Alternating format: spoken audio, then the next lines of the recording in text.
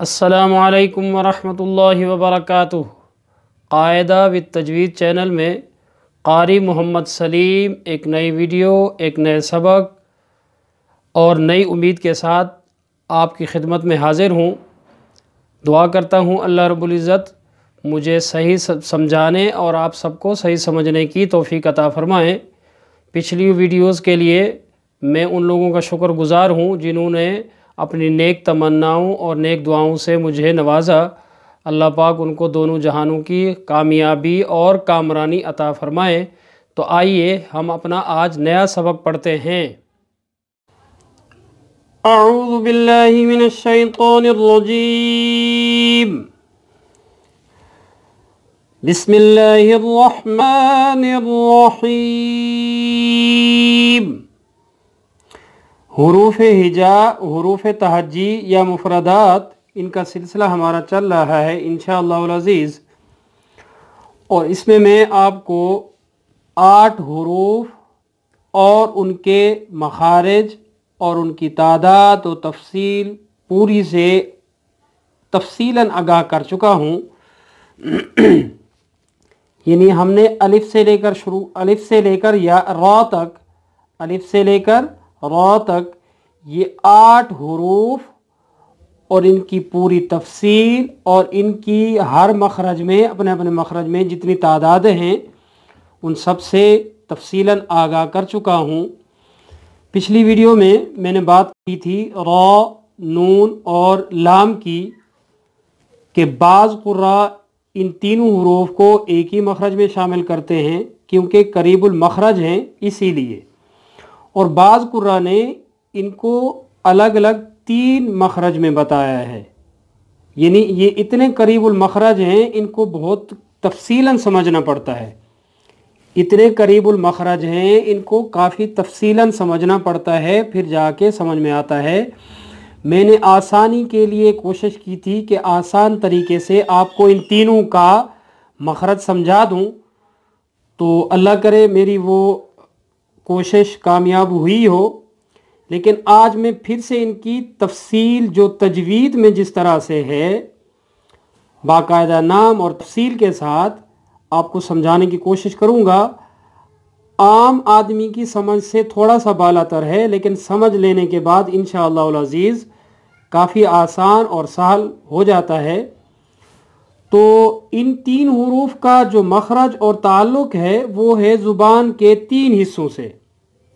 समझ लीजिएगा, गौर से याद रखिएगा, मैं बता रहा हूँ इन 3 हुरूफ का ताल्लुक़ ज़ुबान के 3 मकाम से है।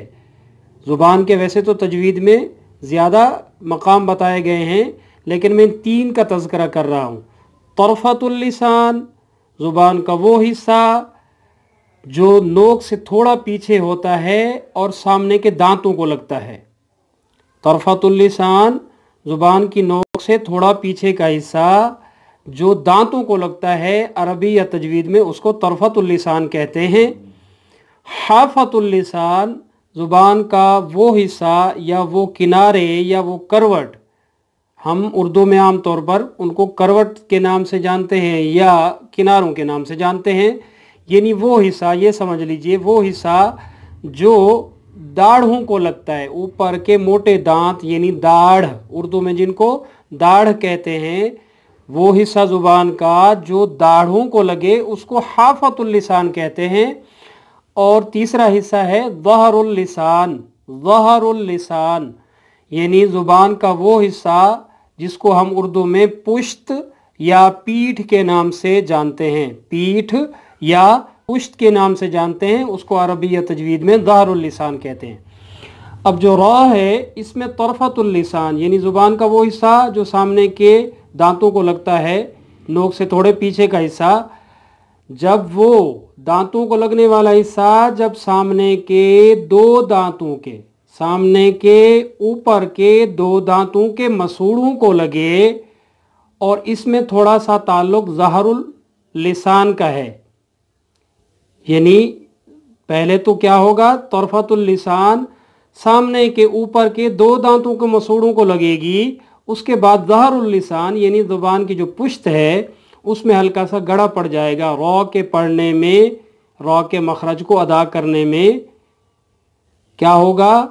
तरफतुल लिसान, जुबान की नोक से थोड़े पीछे का हिस्सा, जब सामने के दो दांतों के मसूड़ों को लगे और ज़हरुल लिसान में थोड़ा सा गढ़ा सा पड़ जाए, यानी वो जगह खड्डे सी हो जाती है या गड़ा सा पड़ जाता है, तो पढ़ा जाता है रॉ।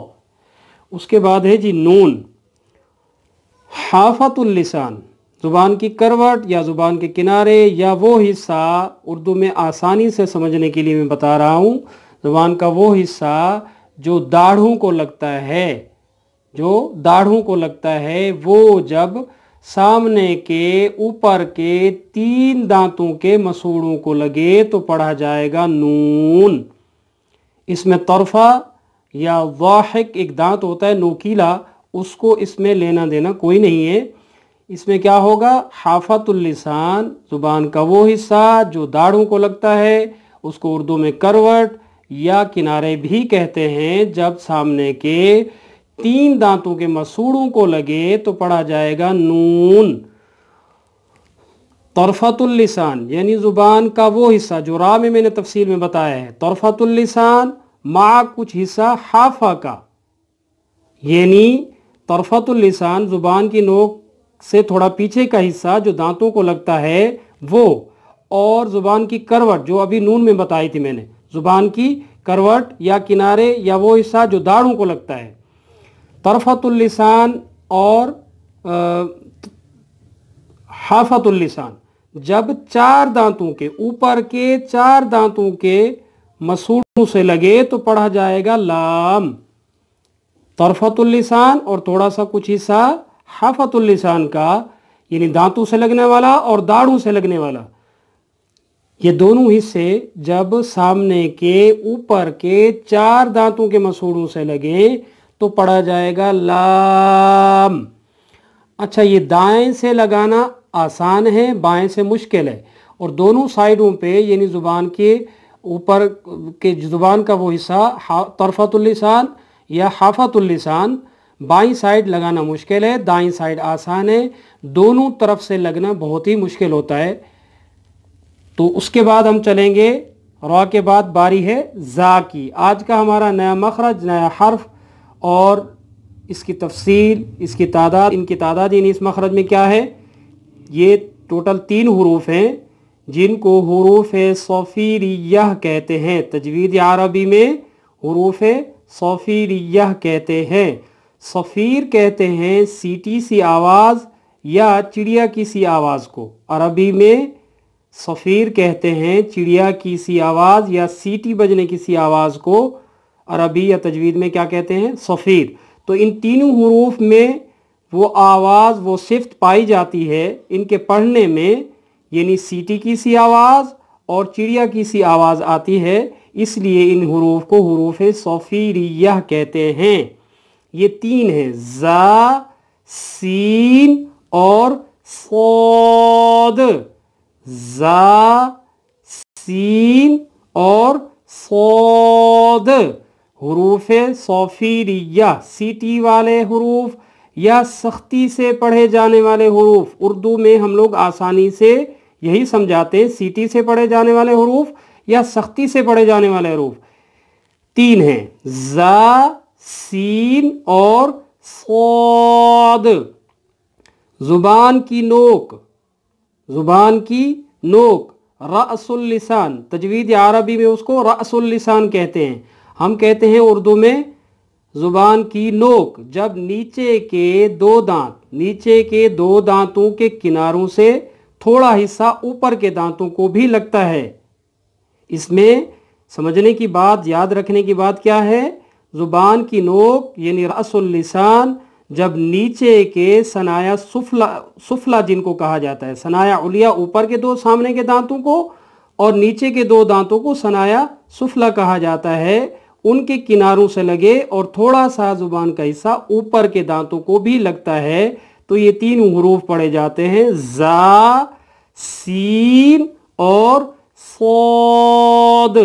सौद में एक और सिफ्त भी है यानी मोटा होने की, ये पिछले हमारे खौ के मखरज में चल चुका है, और उसमें मैंने इसकी तफसील से आपको आगाह किया था कि मोटे हरूफ में या हरूफ मुस्तालिया में से है, तो इसलिए इसको इसकी सिफ्त मोटा और सीटी बजाने दोनों सिफात के साथ अदा किया जाएगा।